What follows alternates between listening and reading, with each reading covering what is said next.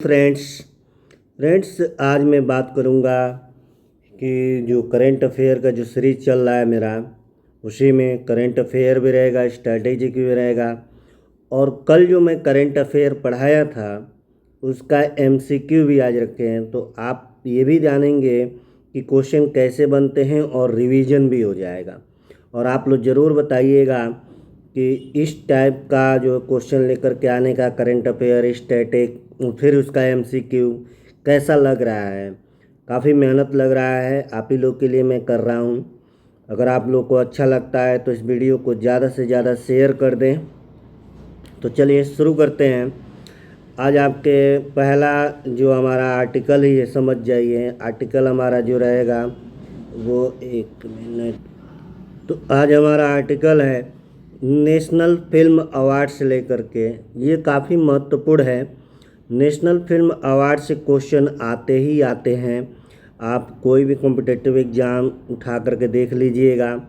तो सबसे पहले याद रखिए कि ये कौन सा एडिशन है। तो 72 एडिशन है। कौन सा एडिशन है? 72 एडिशन है।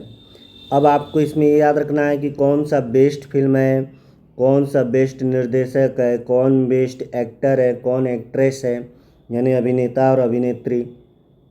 सबसे पहले आपको याद रखना है कि ये जो राष्ट्रीय फिल्म अवार्ड है ये कौन से नंबर का है। तो 72 नंबर का है। ठीक, अब हम बात करते हैं कि इसमें बेस्ट फिल्म किसको दिया गया है।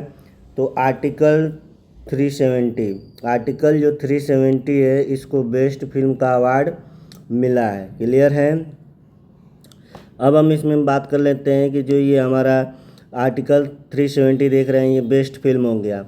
बेस्ट एक्टर कौन है? तो ममूटी हैं और कार्तिक आर्यन है। तो ममूटी का ब्रह्म युगम के लिए मिला है, और आर्टिकल 30 के लिए। तो ये बेस्ट फिल्म हो गया। कार्तिक आर्यन जो बेस्ट एक्टर हैं, इनको किस लिए मिला गया है? चंदू चैंपियन के लिए, चंदू चैंपियन के लिए।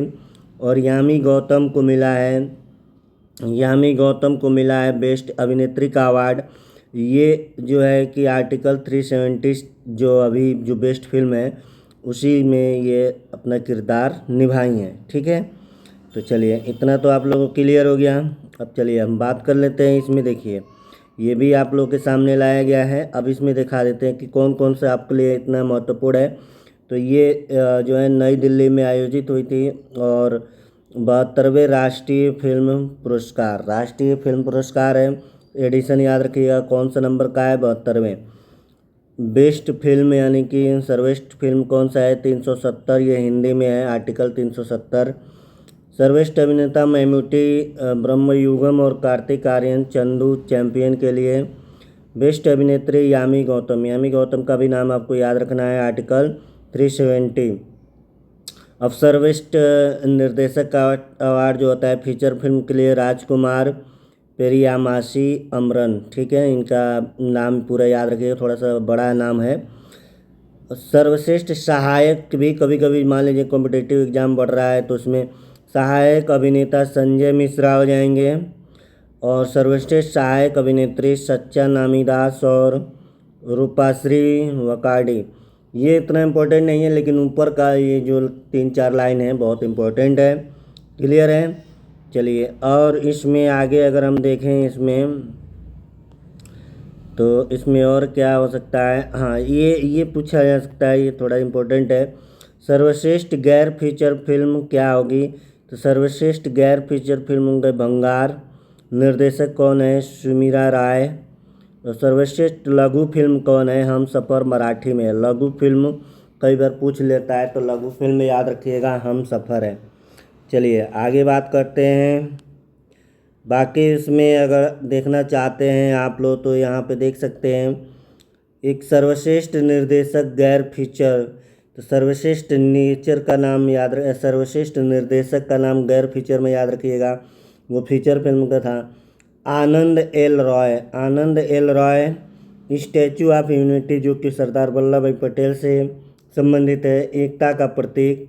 अन्य प्रमुख पुरस्कार में देख लीजिएगा गुजराती में मारन को मिला है, उड़िया में लहरी को मिला है, कन्नड़ में मित्था को मिला है, मणिपुरी में सुनीता को मिला है और गढ़वाली में ढोली को मिला है। ठीक है, तो ये आप लोग का जो है कि अवार्ड से रिलेटेड हो गया, यानी कि 72वें राष्ट्रीय फिल्म पुरस्कार से हो गया। तो चलिए अब हम बात करते हैं, अगला टॉपिक है आपका, अगर ये क्या लिखा गया जी, अच्छा कलर दिखाई नहीं दे रहा है, फीफा वर्ल्ड कप है, इसलिए देखिए इमेज से मैं भी आप लोग को बता सकता हूँ कि इमेज कितना इम्पोर्टेंट है। तो यहाँ पे फीफा वर्ल्ड कप अभी हाल ही में हुआ है। तो फीफा वर्ल्ड कप जो होता है हमारे लिए बहुत महत्वपूर्ण होता है। यहाँ से क्वेश्चन पूछता है स्पोर्ट कैटेगरी से, आप लोग बिल्कुल मत जाइएगा। यहाँ पे जो है कि मैं लास्ट में स्टैटिक जीके भी रखा हूँ, और जो कल करेंट अफेयर में पढ़ाया था आज उसका एमसीक्यू लाया हूँ। आज आपका परीक्षा भी है, आपका टेस्ट भी है कि आप कितना ध्यान से पढ़े हैं। चलिए तो उसको एमसीक्यू को ज़रूर लगाइएगा। चलिए फीफा वर्ल्ड कप 2026 तो किसने जीता, पहले तो ये याद रखिएगा, जो 2026 का फीफा वर्ल्ड कप है ये जीता किसने तो स्पेन ने जीता। किसको हराकर? अर्जेंटीना को हराकर। किसको हराकर? अर्जेंटीना को हराकर। गोल्डन बूट भी इम्पोर्टेंट है, तो गोल्डन बूट किसको मिला है तो ये भी हम लोग नाम देखेंगे। तो गोल्डन बूट किस की जो हमारी से एम्बापे को मिला है। इसका नाम इनका थोड़ा नाम अजीब है। ठीक है, तो अब देख लेते हैं ब्रॉन्ज विनर कौन रहा है और चैम्पियन कौन है। तो चैम्पियन तो स्पेन हुआ है, अर्जेंटीना को हराया है, ये याद रखिएगा। चलिए आगे बढ़ते हैं हम लोग। यहाँ पे अगर आगे बढ़ा जाए, देखिए आपके सामने है 19 जुलाई 2026 को न्यू जर्सी में मेट लाइफ स्टेडियम में खेले गए फाइनल में स्पेन अर्जेंटीना को एक्स्ट्रा टाइम के बाद हराया है। एक्स्ट्रा टाइम के बाद 1-0 से फीफा वर्ल्ड कप अपने नाम कर लिया है, याद रखना है। और इसमें जो है तीसरे नंबर पे कौन रहा, तो तीसरे नंबर पे इंग्लैंड रहा, और ये जो है कि फ्रांस को हरा करके जो है फ्रांस को हराकर ब्रॉन्ज मेडल जीता है। कौन जीता है जी? ब्रॉन्ज मेडल जीता है। तो सिल्वर मेडल कौन जीतेगा? जो दूसरे नंबर पे आएगा, दूसरे नंबर पे कौन आएगा? अर्जेंटीना। गोल्ड मेडल कौन जीतेगा? तो स्पेन जो है कि जीता है। तो ये याद रखना है। अब याद रखिए काइलियन एम्बापे ये 10 गोल किए हैं, फ्रांस के रहने वाले हैं। इनको जो है कि गोल्डन बूट का अवार्ड दिया गया। ये डायरेक्ट पूछेगा कि गोल्डन बूट का अवार्ड किसको दिया गया है, तो काइलियन एम्बापे का नाम याद रखना है। ये कहाँ से हैं? तो फ्रांस से हैं। ठीक है, चलिए आगे बढ़ते हैं। इसमें अभी लगातार 2 बार 2022 और 2026 में गोल्डन बूट जीतने वाले 22 गोल के साथ वर्ल्ड कप के इतिहास में सबसे ज़्यादा गोल करने वाले खिलाड़ी भी बन गए हैं। बहुत इम्पोर्टेंट है जी, बहुत इम्पोर्टेंट है। ठीक, तो चलिए आगे बढ़ते हैं हम लोग। इसको ध्यान से देखिएगा क्योंकि मैं फिर इस पे कल एमसीक्यू लेकर के आएंगे। अगर सही से नहीं देखेंगे तो नहीं कर पाएंगे। चलिए ये सीरीज अब आपका लगातार चलता रहेगा। प्रमुख पुरस्कार में हम देख लेते हैं गोल्डन बॉल, ये भी याद रखना है। गोल्डन बॉल किसको दिया गया है? बेस्ट प्लेयर कौन है? तो बेस्ट प्लेयर होता है उसी को गोल्डन बॉल मिलता है। तो रोड्री को मिला है। ये कहाँ के हैं? स्पेन के हैं, याद रखिएगा। सिल्वर बॉल कहाँ किसको मिला है? तो लियोनेल मेसी अर्जेंटीना को सिल्वर बॉल मिला है। और गोल्डन बॉल किसको मिला है? रोड्री स्पेन को मिला है, जो कि विजेता है। सिल्वर जो कि द्वितीय विजेता है। गोल्डन ग्लब किसको मिला है? तो उनाई सिमोन को, ये भी स्पेन के ही रहने वाले हैं।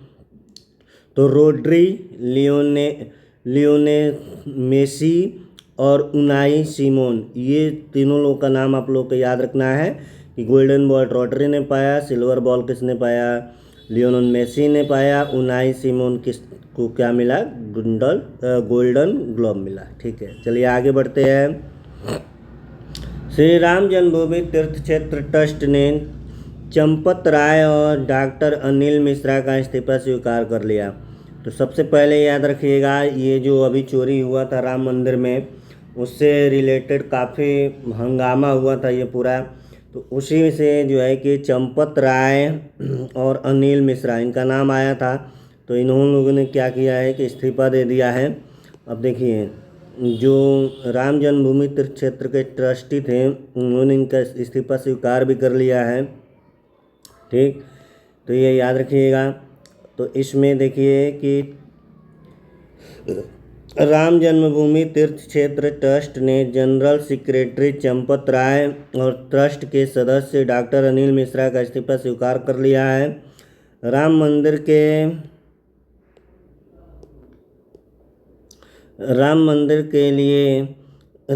के लिए मिले दान में कथित हेरा फेरी, देखिए हेरा फेरी मामले में उनके नाम सामने आने के बाद ये इस्तीफा दिए गए थे। मतलब जो हेरा फेरी हुआ था, जो चोरी हुआ था, उससे रिलेटेड है। तो इनका नाम याद रखिएगा कि इन्होंने जो है कि इस्तीफा दिया, चंपत राय और ट्रस्ट के सदस्य अनिल मिश्रा।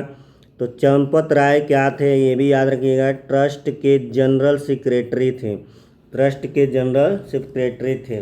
तो आप लोग भी अब कोशिश करिए कि चंदा वंदा न दिया करिए, भगवान ऐसे ही खुश रहेंगे, वो चंदा से खुश नहीं रहते हैं। ठीक है, तो अब आप लोग जो है कि जागरूक हो जाइए और चढ़ावा कम चढ़ाया करिए। चढ़ावा चढ़ाते हैं लेकिन वो भगवान को नहीं जाता है, वो सब लुटेरे लेकर भाग जाते हैं। तो चलिए आगे बढ़ते हैं हम लोग।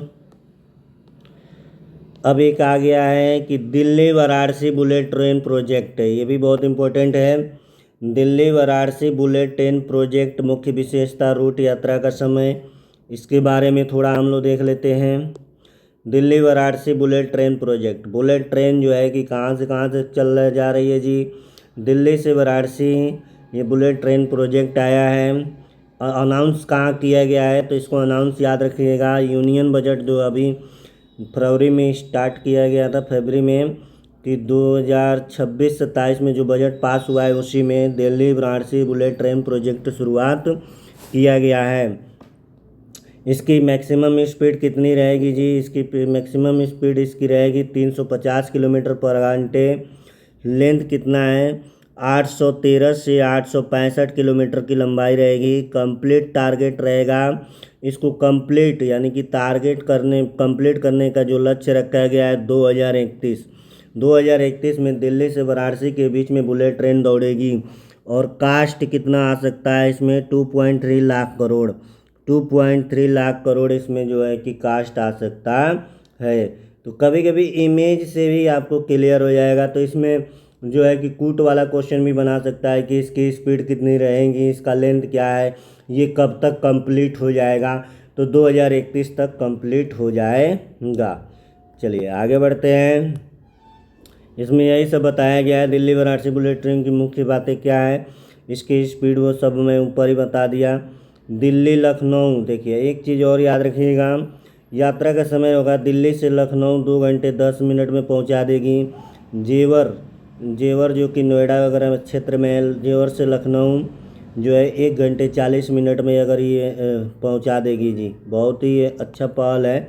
तो ये आपको याद रखना है कि दिल्ली और जो है वाराणसी बुलेट ट्रेन प्रोजेक्ट कब लॉन्च किया जाएगा, कब कंप्लीट हो जाएगा, कब शुरुआत हुई, कितना खर्च हुआ, कितना स्पीड रहने का अनुमान है। तो ये सब आप लोग को याद रखना है।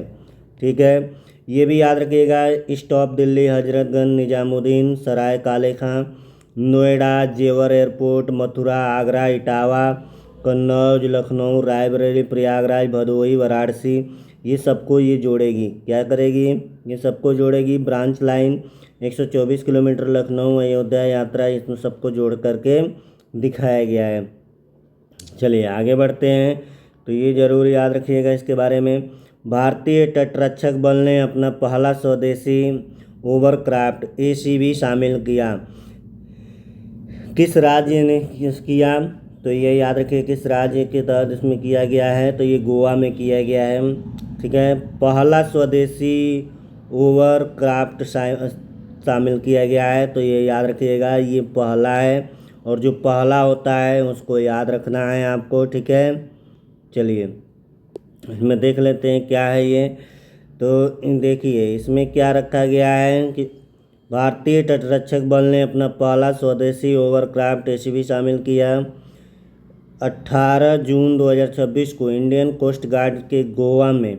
कहाँ पे? इंडियन कोस्ट गार्ड गोवा में अपना पहला स्वदेशी एयर कुशन व्हील, इसका नाम भी याद रखिएगा, air cushion wheel, air ACV का फुल फॉर्म क्या हो जाएगा जी?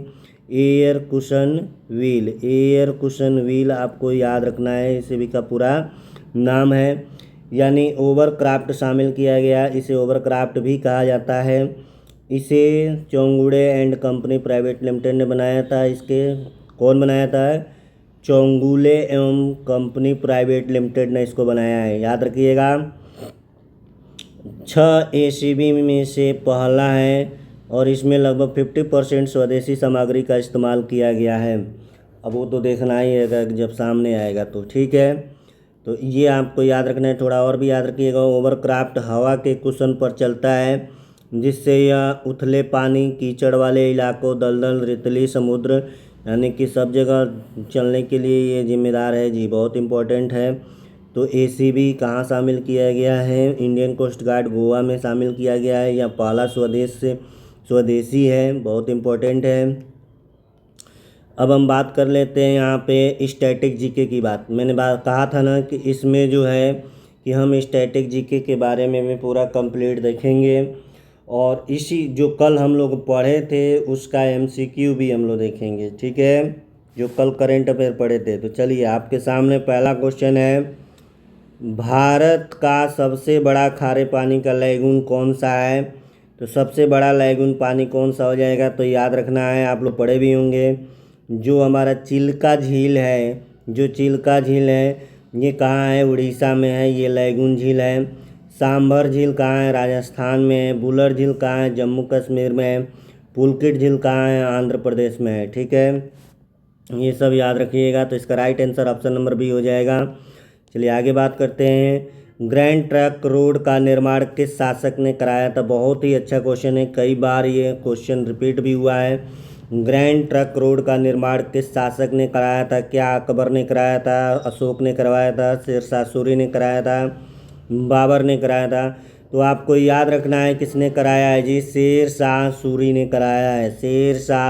कराया है। चलिए आगे बात करते हैं। इसमें हम लोग केवल रिवीजन के तौर पे इसको देख रहे हैं और इसको समझ रहे हैं।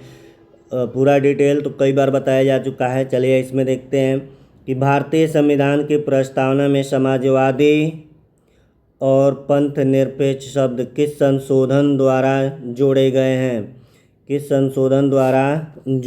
हैं?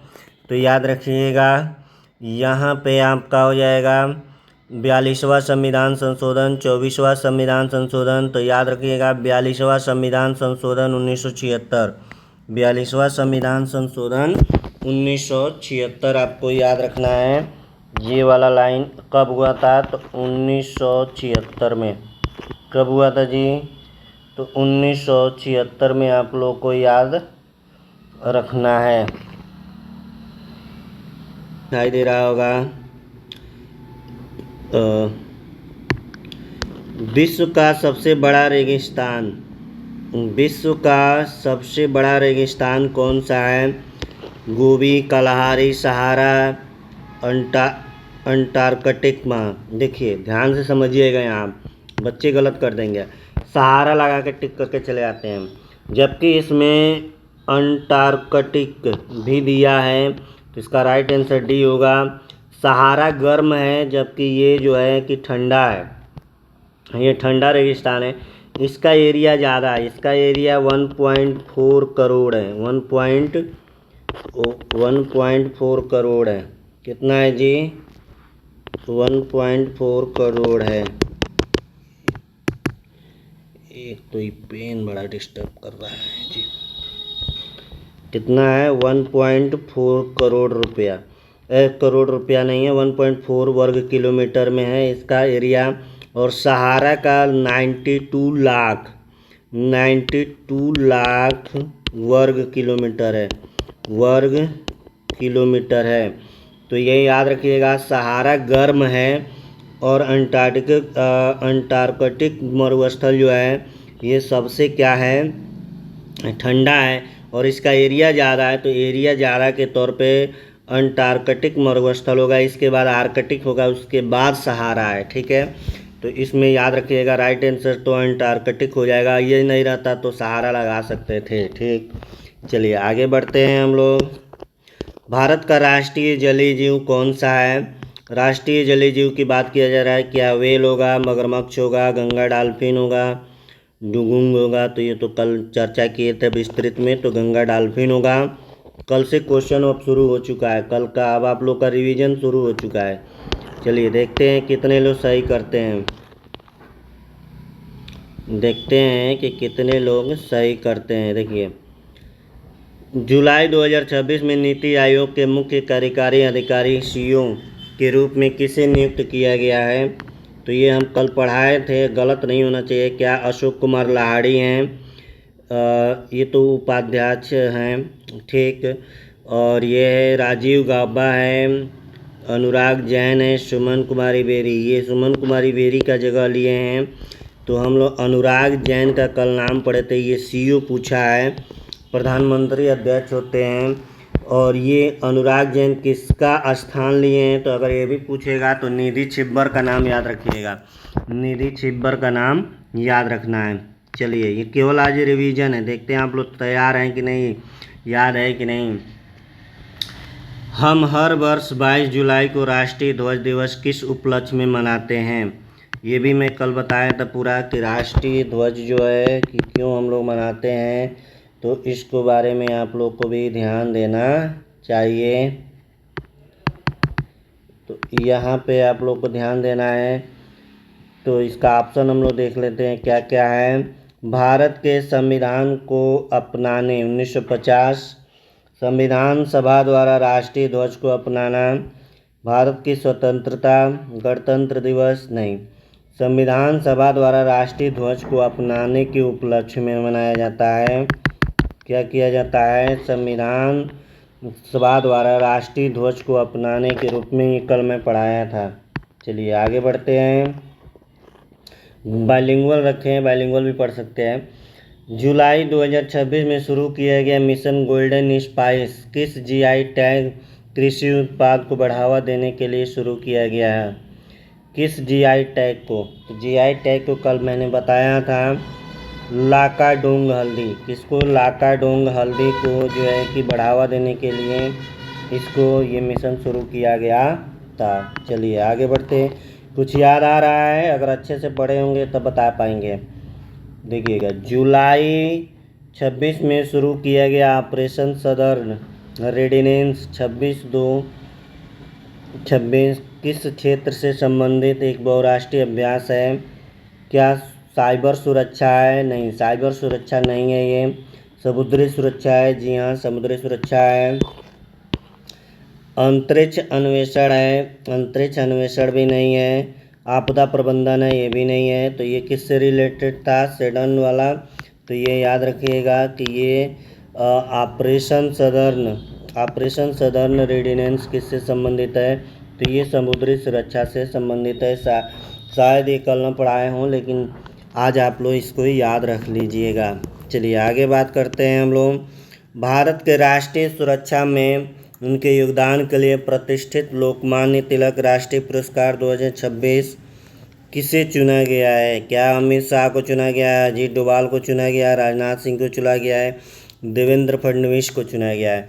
तो याद रखिएगा, अमित शाह नहीं होंगे, अजीत डोभाल यानी ऑप्शन नंबर बी को याद रखना है।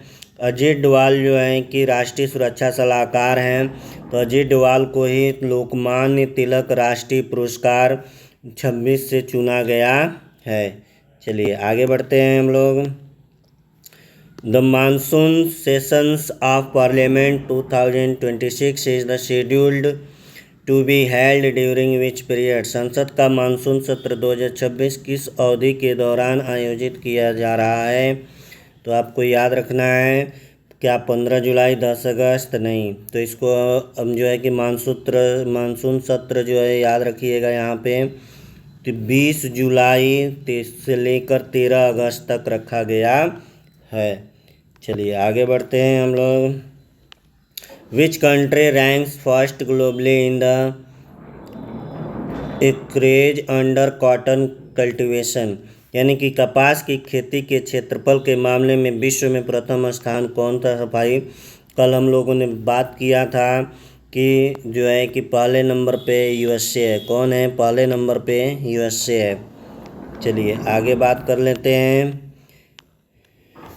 2026 फीफा विश्व कप के फाइनल में अर्जेंटीना को 1-0 से आगे आकर किस देश ने खिताब जीता? ये आज ही मैं पढ़ाया हूँ और आज ही क्वेश्चन दे करके जा रहा हूँ। आप लोग कमेंट में इसको ज़रूर बताइएगा कि इसका राइट आंसर क्या होगा। तो चलिए आज के लिए बस इतना ही रखते हैं। उम्मीद करता हूँ कि ये सेशन आप लोग को अच्छा लगा होगा। फिर हम लोग अगले एपिसोड समझ लीजिए, अगला लेक्चर समझ लीजिए, और अच्छे क्वेश्चन और अच्छे करेंट अफेयर्स को लेकर के आएंगे। जो आज करेंट अफेयर कराया हूँ उस पर कल मैं फिर से एमसीक्यू लेकर के आऊँगा। तो इसलिए आप लोग जो है कि एकदम तत्परता से पढ़ाई शुरू कर दीजिए। चलिए बस आज के लिए इतना ही। जय हिंद।